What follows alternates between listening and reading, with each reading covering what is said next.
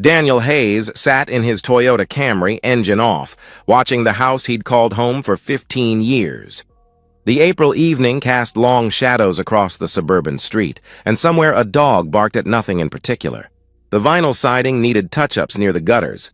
He'd noticed it last weekend, but hadn't mentioned it to Karen. She would have rolled her eyes, made some comment about his obsession with maintenance. The lawn could use edging, too, but these were small imperfections in what had once felt like a perfect life. He remembered when Karen used to wait by the window for him, how her silhouette would appear the moment his car turned the corner, how she'd rush to greet him at the door with questions about his day. Now, the windows were dark, curtains drawn tight against the world, or maybe just against him. The digital clock on his dashboard read 6:47 p.m. He'd been sitting here for 12 minutes, delaying the inevitable walk to his front door. At 45, Daniel had become a creature of habit, a logistics manager at Brennan Shipping who took comfort in predictability. His days were spreadsheets and delivery schedules, optimization problems with clear solutions. Steady income, nothing remarkable, but enough to pay the mortgage and take a vacation every summer. He thought about their early marriage, Karen laughing at his terrible jokes about shipping puns, both of them spending a weekend painting the kitchen bright yellow because she said it would feel like having sunshine for breakfast. They'd driven to every antique shop within 50 miles, Karen finding treasures in what looked like junk to him. A brass lamp she'd rewired herself, a mirror with a crack that she said gave it character. They weren't wealthy, but they had each other, and that had felt like more than enough. The erosion had been gradual, like watching paint fade in the sun. First came Karen's comments about their predictable life, small jabs disguised as observations. Then her eye-rolling when he suggested movie nights at home instead of going out. Her sudden interest in things they couldn't afford. Designer handbags she'd browse online for hours, vacation packages to places he'd never heard of. She started comparing constantly. Her sister's newly renovated kitchen with its granite countertops, her co-worker Sandra's photos from Cabo, the neighbor's Tesla that she'd mention every time they passed it in the driveway. The signs of distance had multiplied like cracks in glass. Karen's phone, once casually left anywhere, now lived face down during dinner, password protected when it had never been before. Her book club, that used to meet monthly, now gathered 3 nights a week, always at different locations she could never quite remember. "Oh, you know that coffee place downtown," she'd say vaguely. "The one with the green awning." When he touched her shoulder while she cooked, she'd flinch like his hand was made of ice. She started timing her showers for exactly when he got home. The bathroom door locked, the sound of running water a barrier between them. Then there were the new clothes. A silk blouse that appeared in her closet, tags removed that must have cost more than their weekly grocery budget. Designer jeans she claimed were on sale, but he'd seen the receipt crumpled in her purse. $300 for denim that looked like every other pair of jeans to him. When he complimented her appearance, hoping to bridge the growing gap, she wouldn't beam like she used to. Instead, her face would tighten with annoyance, as if his approval had become not just worthless, but actively irritating. Sunday mornings had been theirs once. Coffee in bed, lazy conversations about nothing important, small projects around the house that gave them shared purpose. Now, Karen slept until noon, claiming exhaustion from her busy week, then disappeared for hours with explanations that grew vaguer each time. Errands, she'd say, or meeting a friend. When Daniel suggested they work in the garden together like they used to, she snapped with sharp contempt. "God, Daniel, don't you want more from life than playing in the dirt?" He finally opened the car door, grabbed his laptop bag from the passenger seat, and walked up the familiar path to his front door. Inside, he found Karen sitting rigidly in the living room, her posture suggesting she'd been waiting.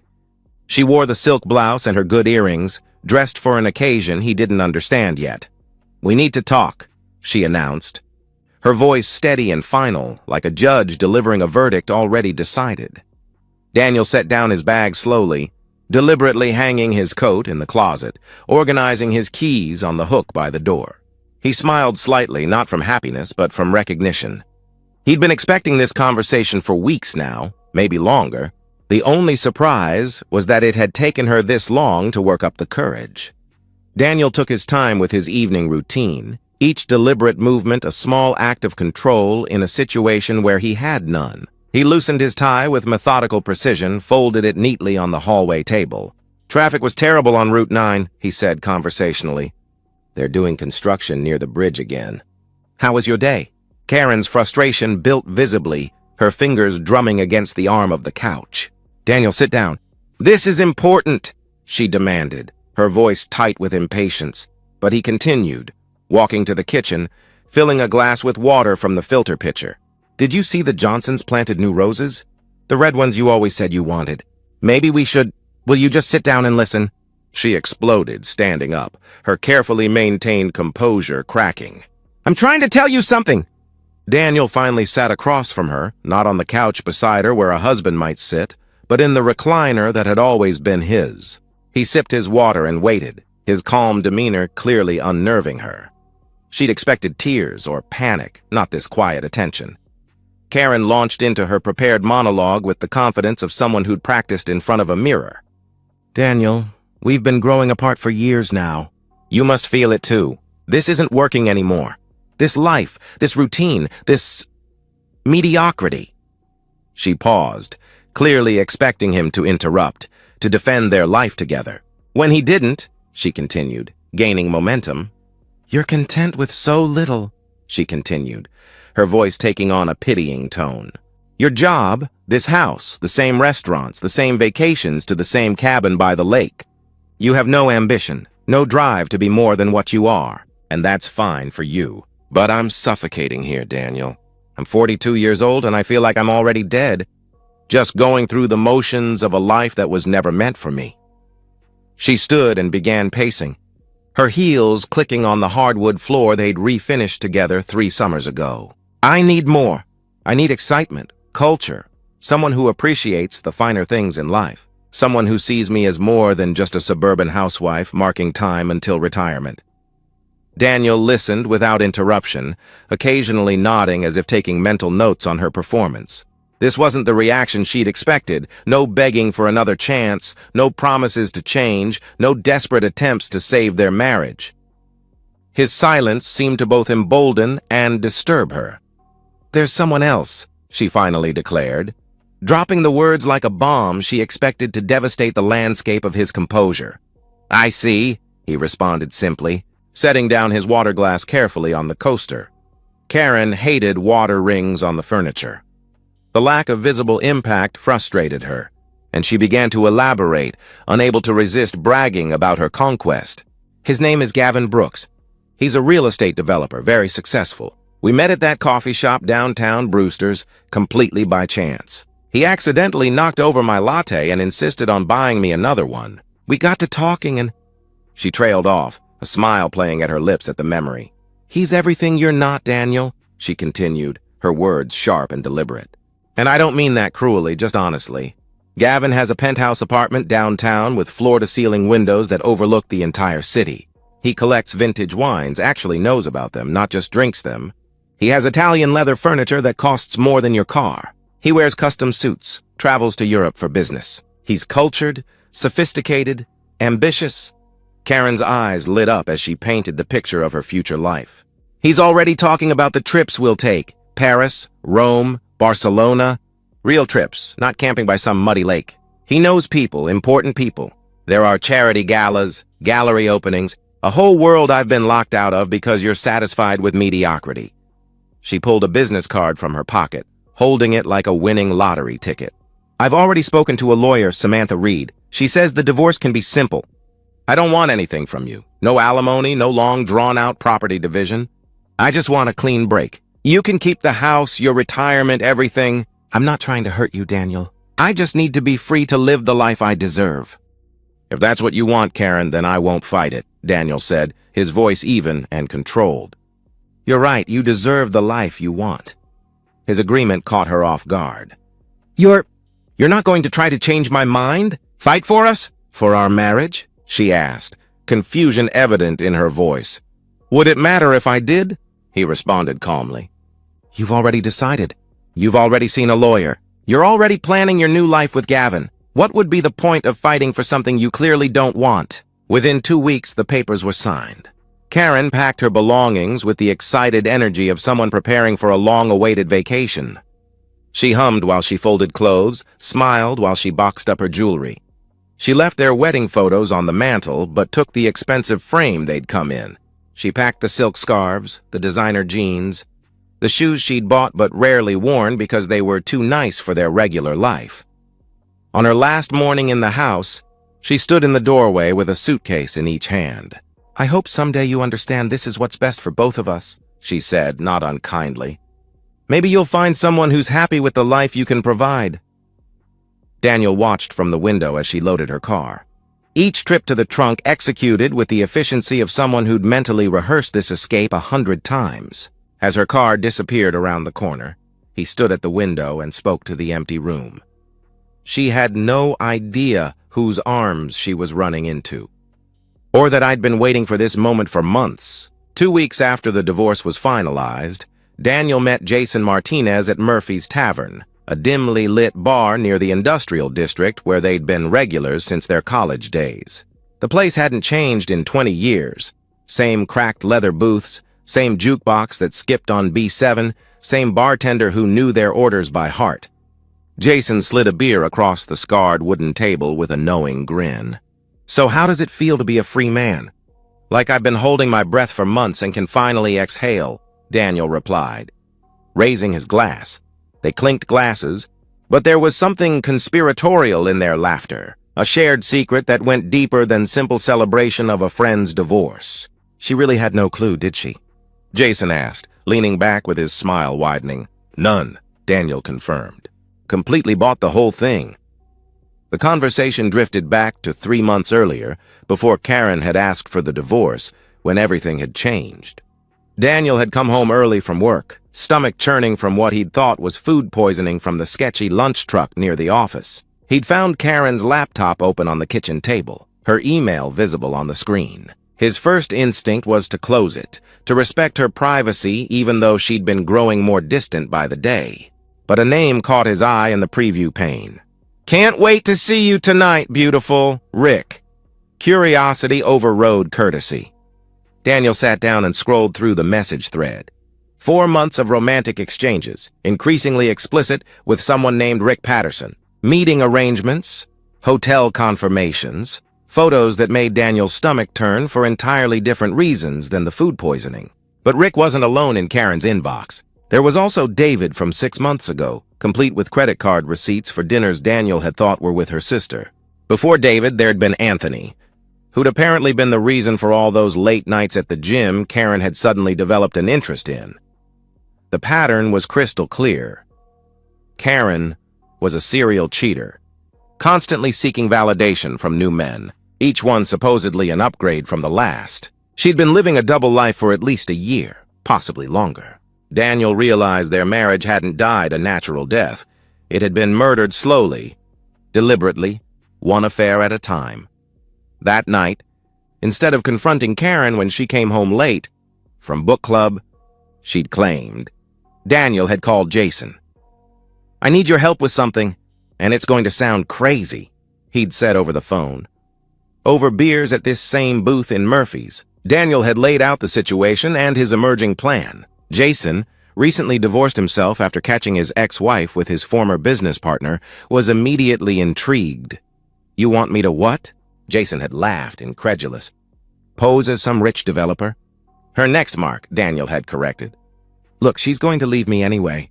These emails make that clear. But she's waiting for the right opportunity, the right guy with the right bank account. So let's give her exactly what she thinks she wants." They'd spent hours that night working out details. Jason would become Gavin Brooks. The name had taken 15 minutes of brainstorming to perfect, something that sounded wealthy but not so unusual it would trigger suspicion. They researched real estate development firms, studied luxury apartment listings, learned the vocabulary of wealth. Jason borrowed his brother's BMW for 3 weeks, bought an expensive suit from a consignment shop that looked new enough to pass. He studied wine terminology online, memorized the names of European cities he'd never visited. The plan was elegant in its simplicity. They identified Karen's gym schedule, noting she always stopped at Brewster's Coffee afterward. Jason would engineer a chance encounter, play the part of the wealthy, sophisticated man she was hunting for. He'd string her along just long enough for her to take the bait and leave Daniel for greener pastures that didn't actually exist. "This isn't about destroying her," Daniel had explained that night, nursing his third beer.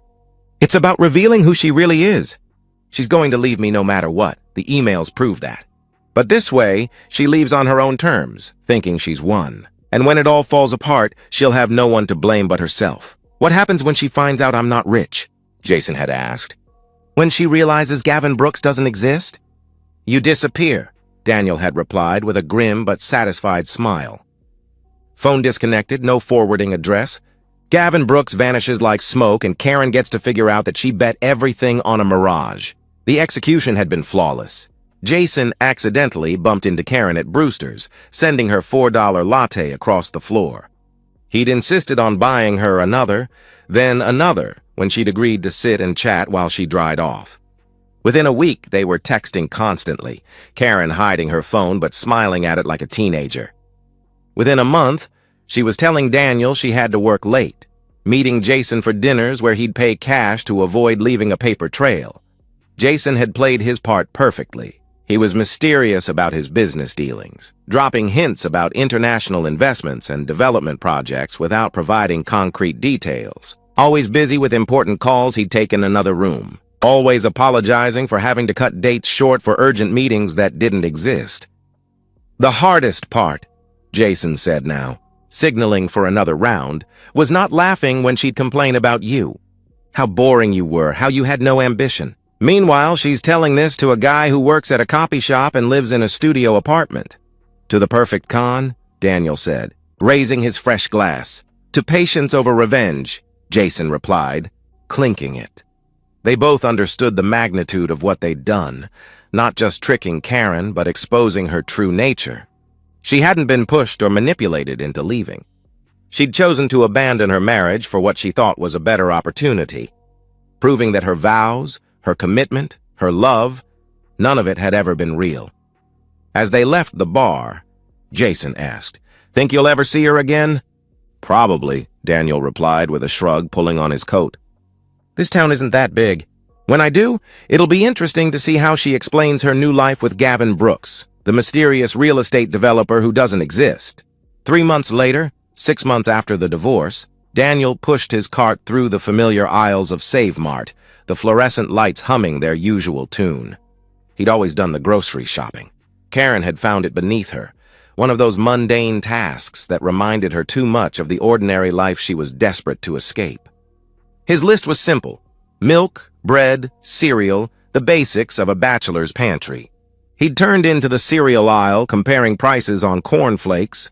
When he saw her, Karen stood 20 feet away, wearing the faded blue vest with Save Mart's cheerful logo, mechanically placing boxes of granola bars on the shelf. Her hair, once professionally styled every 2 weeks at the expensive salon downtown, was pulled back in a simple ponytail. The designer jeans she'd treasured were replaced with standard-issue khakis that bagged at the knees. Her movements were automatic, practiced, the kind that came from doing the same task, hour after hour, day after day.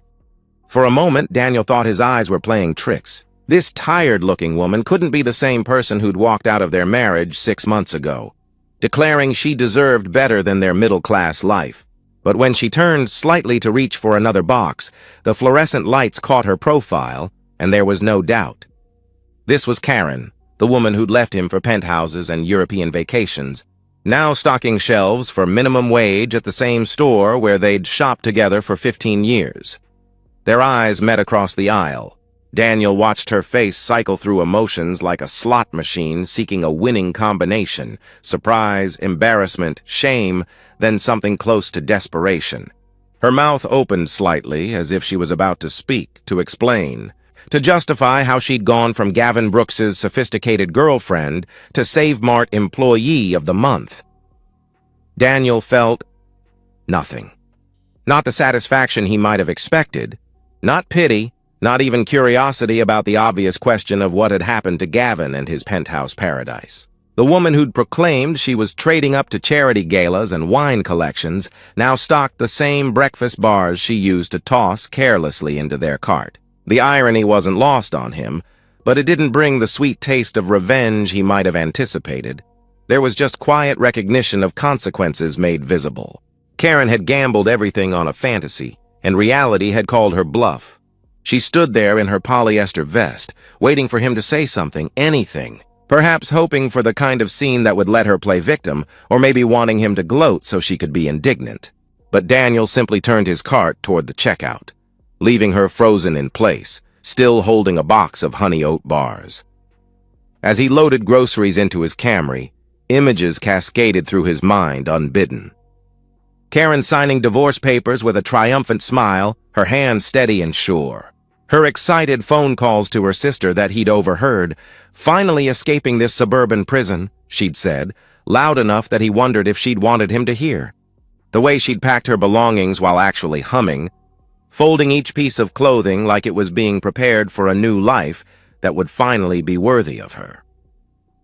He remembered her last morning in their house, how she'd stood in the doorway looking back not with sadness but with visible relief, like someone leaving a dentist's office after a long procedure. "I'm finally going to live the life I deserve," she'd said, keys to her future jingling in her hand like victory bells. Now she stocked shelves for $8 an hour and probably lived in a studio apartment, if she was lucky enough to afford even that. Gavin Brooks, the wealthy developer with European connections and vintage wine knowledge, had vanished the moment the divorce was final. His phone disconnected. His apartment, which had only been Jason's brother's place, borrowed for a few carefully staged photos, no longer accessible.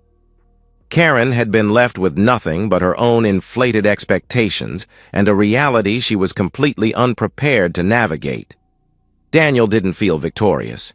There was no surge of vindication, no sweet taste of revenge served cold. Just a bone-deep weariness, like coming to the end of a long book that had turned out differently than expected. Revenge, he realized, wasn't the triumphant moment movies made it seem. There were no swelling orchestras, no dramatic confrontations where truth was revealed and justice served. Just a woman in a polyester vest learning that actions have consequences. And a man in a parking lot understanding that watching someone's downfall didn't restore what was lost. Driving home through familiar streets, Daniel reflected on the weight of choices. Part of him had expected to feel vindicated seeing Karen brought low, but instead there was only emptiness.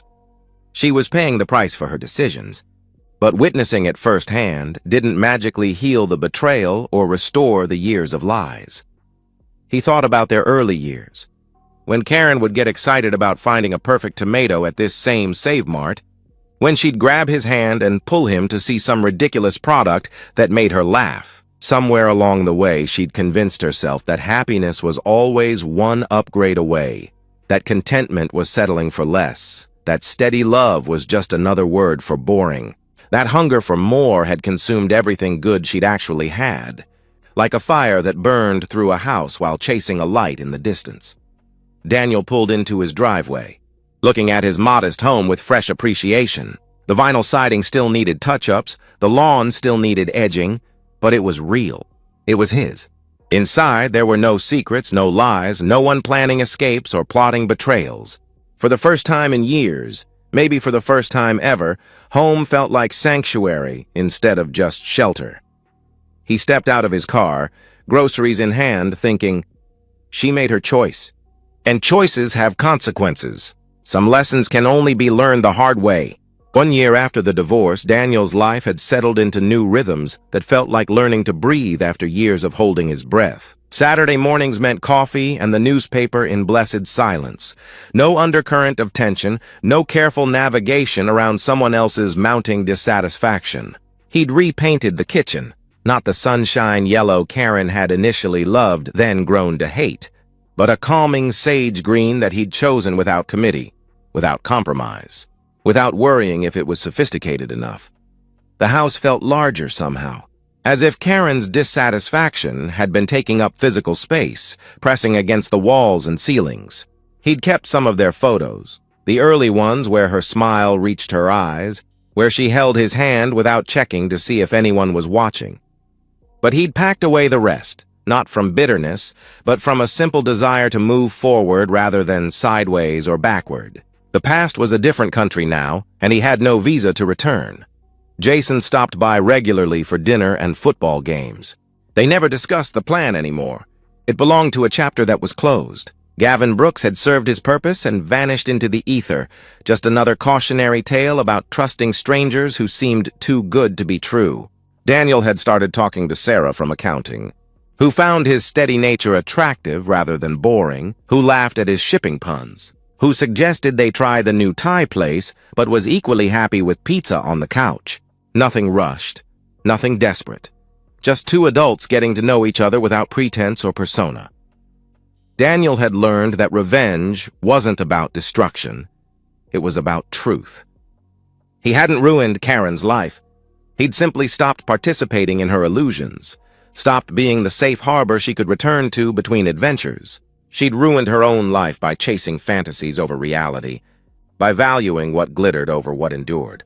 Sometimes, lying awake in the early morning hours, he wondered if she'd learned anything from her fall, if she connected her current struggles to her past choices, or if she'd constructed a new narrative where she was still the victim of circumstances beyond her control. But those questions didn't keep him awake for long anymore. Her lessons were hers to learn or ignore. His peace was his to maintain and protect. The betrayal had left scars. Trust came slower now, skepticism faster. But it had also brought clarity about what mattered. Honesty, even when it was uncomfortable. Contentment, even when it seemed ordinary. The courage to appreciate what was real, rather than chase what was merely shiny. On a quiet Sunday morning, Daniel worked in his garden, hands deep in soil that had been neglected during the final years of his marriage. The tomato plants were coming in strong, the herbs were thriving, and the roses he'd planted where Karen had always said she wanted them were beginning to bloom. As he worked, he thought about the difference between revenge and justice. Revenge required action, energy, ongoing investment in someone else's destruction. It was active, aggressive, demanding. Justice, he'd learned, sometimes required nothing more than stepping aside and letting people face the natural consequences of their choices. The universe had its own accounting system, and sometimes the best thing you could do was stop protecting people from their own decisions. Karen hadn't needed him to destroy her world. She'd burned it down herself with greed and deception. One lie at a time, one choice at a moment. All he'd had to do was stop trying to save her from her own nature. That wasn't cruelty. It was acceptance of who she really was versus who he'd wanted her to be. The morning was peaceful in a way mornings hadn't been for years. No tension about unspoken grievances, no careful monitoring of someone else's mood, no walking on eggshells that were already cracked. The earth was rich under his hands. The sun was warm on his back, and he was finally, completely, and irrevocably free. Standing up to stretch, Daniel looked at his modest kingdom, the small house with its imperfect siding, the garden that would never win any contests, the life that Karen had found so unbearably ordinary. He smiled, not from happiness exactly, but from something deeper and more sustaining, peace maybe. Or perhaps just the simple recognition that sometimes the best revenge isn't revenge at all, it's living well in reality while others chase illusions. In the distance, the roses were blooming red against the fence, exactly where she'd always said she wanted them. But she wasn't here to see them, and somehow that made them even more beautiful. And so, we've reached the end of today's story. Was it what you expected, or did it take a twist you didn't see coming? I'm curious to hear your thoughts. Share them in the comments below, and let's get a conversation going. If this story kept you hooked, make sure to hit that like button. And if you're new here or just haven't subscribed yet, now's the perfect time to join our community. I bring you fresh, captivating stories every day, so click that subscribe button and turn on notifications so you never miss out. Thanks for watching, and I'll see you in the next one.